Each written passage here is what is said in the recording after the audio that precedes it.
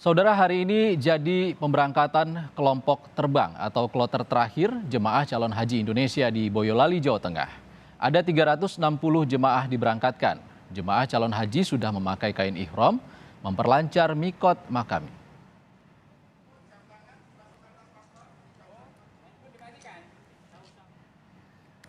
Saudara, hari ini adalah jadwal terakhir ketibaan jemaah calon haji di Mekah. Kami ajak Anda bergabung dengan jurnalis Kompas TV, Nitya Anissa dari Mekah, Arab Saudi. Selamat sore waktu Indonesia, Nitya. Assalamualaikum.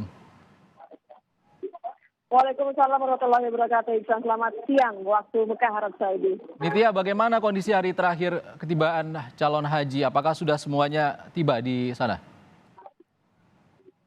Belum semuanya tiba, tapi memang hari ini dijadwalkan semuanya akan tiba. Karena hari ini tanggal 4 Zulhijjah atau tanggal 3 Juli merupakan hari terakhir atau batas waktu bagi seluruh jemaah haji, tidak hanya dari Indonesia, tapi seluruh dunia untuk berada di kota Mekah. Kalau tidak, mereka tidak akan bisa untuk menunaikan ibadah haji atau puncak haji yang akan dimulai pada tanggal 9 Juli atau 8 Juli. Tempat saya berada saat ini tepat di depan hotel, salah satu hotel yang menampung jemaah dari Jawa Barat atau Jakarta Bekasi begitu. Nah, jadi kalau dari Jakarta Bekasi, kloter terakhir sudah tiba. Ada 410 dari jemaah haji asal embarkasi Jakarta Bekasi. Biasanya mereka dari Jawa Barat yang sudah tiba dan langsung diarahkan ke hotel untuk kemudian melakukan atau menunaikan umroh wajib. Tapi memang rencananya hari ini akan ada satu kloter terakhir dari embarkasi Solo. Jumlahnya ada 360. Mereka dijadwalkan akan tiba sebenarnya kurang lebih sekitar 30 menit lagi. Seharusnya tiba di Bandara King Abdul Aziz, Jeddah, Arab Saudi.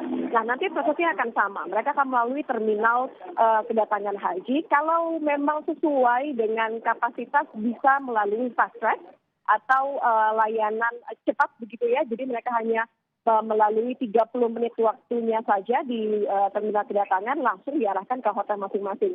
Tidak jauh dari hotel tempat saya berdiri saat ini memang. Mereka akan menunaikan ibadah umroh wajib di Masjidil Haram dan kemudian diimbau untuk mengurangi aktivitas beribadah di luar pemondokan. Kenapa? Karena ini sudah hampir 5 hari menjelang puncak haji, Iksan. Benar-benar energi tenaga ini dikuras habis ketika mereka harus beraktivitas di luar pemondokan, apalagi cuacanya panas. Saat ini saja, ini sudah 43 derajat Celcius, Iksan. Tentu akan sangat rawan bagi jemaah haji jika memaksakan diri untuk beraktivitas di suhu yang begitu ekstrim saat ini, Iksan. Baik. Nitya, ini adalah haji pertama sejak pandemi COVID-19 melanda. Bagaimana persiapan menuju puncak haji yang sudah dekat ini, Nitya? Ya, persiapannya sendiri bisa dibilang terbagi menjadi 3 hal. Yang pertama adalah persiapan untuk di Arafah, Muzdalifah, dan Mina. Persiapannya terus dilakukan, mulai pengecekan di tenda-tenda atau maktab, kemudian juga bagaimana jalur yang dilalui oleh para jemaah haji Indonesia. Kesiapannya saya bisa bilang sekitar 80% ya.